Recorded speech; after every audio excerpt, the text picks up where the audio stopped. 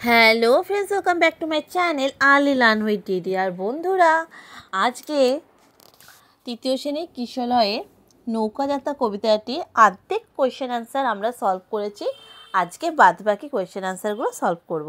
তো প্রথমেই 12 নম্বর question answer থেকে আমরা স্টার্ট করছি। প্রথমে কি দেওয়া আছে, নিচের বাক্যগুলি ভাব বোঝাতে কবিতায় কিভাবে লেখা হয়েছে পাশে পাশে লেখো বাক্যগুলির ভাব। ঠিক আছে বন্ধুরা, তো প্রথমে 1 নাম্বার আছে মধুমাঝি নৌকাখানি দূরে রয়েছে, মানে মধুমাঝির নৌকাখানি অনেকটা দূরে বাঁধা রয়েছে। 2 নাম্বার শিশুটি হাটে ঘুরে বেরিয়ে সময় নষ্ট করবে না, মানে শিশুটি হাটে ঘুরে সময় নষ্ট, মানে হাটে ঘুরতে গেলে আমাদের অনেকটা সময় লেগে যায়, কারণ হাটে অনেক দোকানপাতি বসে, কিন্তু শিশুটি সেই হাটে ঘুরে তার সময় নষ্ট করতে চায় না।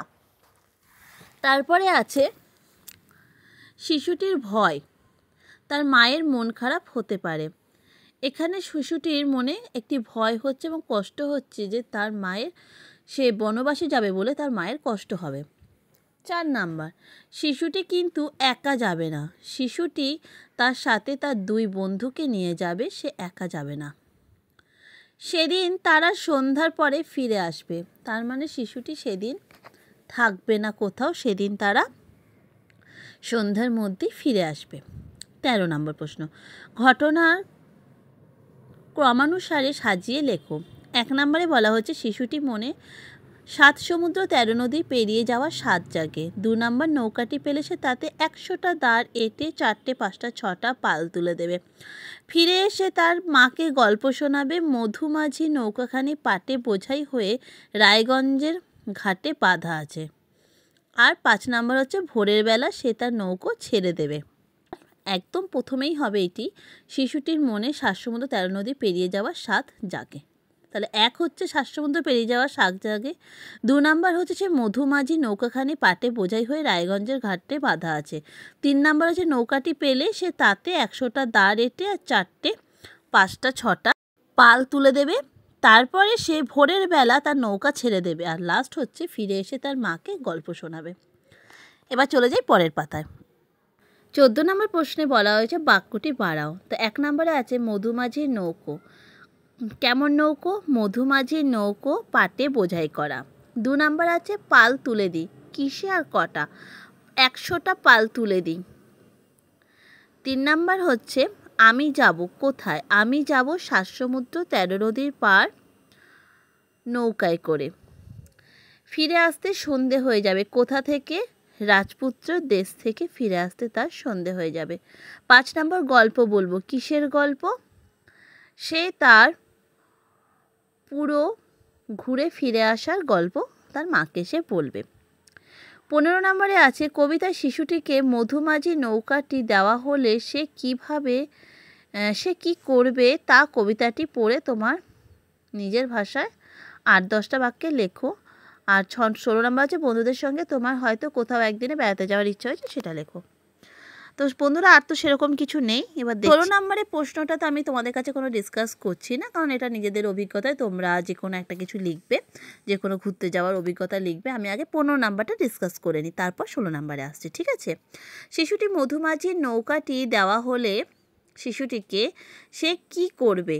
কবিতা পড়ে তোমার নিজের ভাষা লিখতে হচ্ছে। তা প্রথমেই বলি, শিশুটির মনের ইচ্ছা মধুমাঝির নৌকা নিয়ে 7 সমুদ্র 13 নদীর পাড়ে যাবে। সে প্রথমেই সেই নৌকাটির যেটা পাটে বোঝাই করা আছে তাতে সে 100টি পাল আর 4টে 5টা 6টা দাঁড় দেবে এবং সে সাথে নেবে তার 2 বন্ধুকে। 2 বন্ধুকে সাথে নিয়ে ভোরের বেলায় সে নৌকো ছেড়ে দেবে এবং সে রাজপুত্র দেশে যাবে। সেখান থেকে সে হিরে মানিক অনেক কিছু তার মায়ের জন্য নিয়ে আসবে এবং সে যখন রাজপুত্র দেশে গিয়ে পৌঁছাবে তখন তার মা থাকবে দুপুরবেলায় ঘাটে বসে। সন্ধেবেলায় যখন সে হিরে মানিক সোনা বোঝাই করে নিয়ে আসবে নৌকোয় করে, তারপরে সে তার মায়ের কোলে মাথা রেখে সমস্ত গল্প শোনাবে। এইটাই তোমরা নিজের ভাষায় খাতায় লিখে নেবে।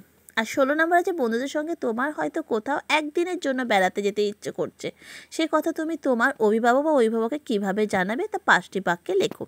তা আমি শর্টে তোমাদের একটি বললাম, দরকার হলে তোমরা এটা একটু খাতা পেন্সিল নিয়ে লিখে নাও যে তোমরা কিভাবে বলবে।